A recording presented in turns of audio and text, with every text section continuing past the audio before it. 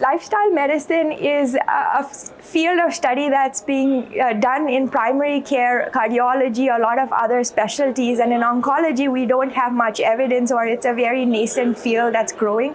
I think as patients are living longer with better therapies, there is an opportunity to impact patient outcomes further with lifestyle medicine.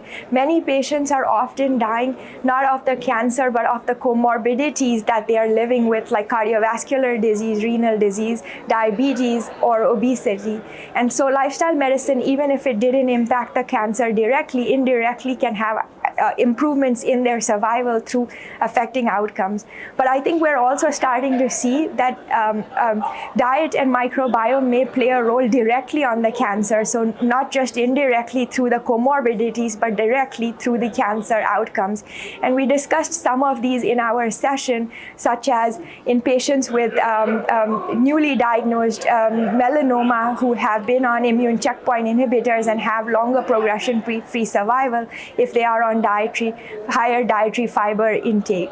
Similarly, we talked about in the survivorship setting where patients who have healthier diets with more dietary flavonoids or plant chemicals have higher stool butyrate levels, and those with higher stool butyrate levels are more likely to be sustained MRD negative. So I think this is just the early or start of lifestyle medicine in oncology, and especially as we understand the microbiome better, diet is one of the largest drivers of change of the microbiome, and diet can affect the microbiome in multiple ways. So it can affect the microbiome through diversity. There's a study in healthy individuals showing that more than 30 types of plant food per week are associated with higher microbiome diversity compared to someone who eats less than 10 types of plant foods.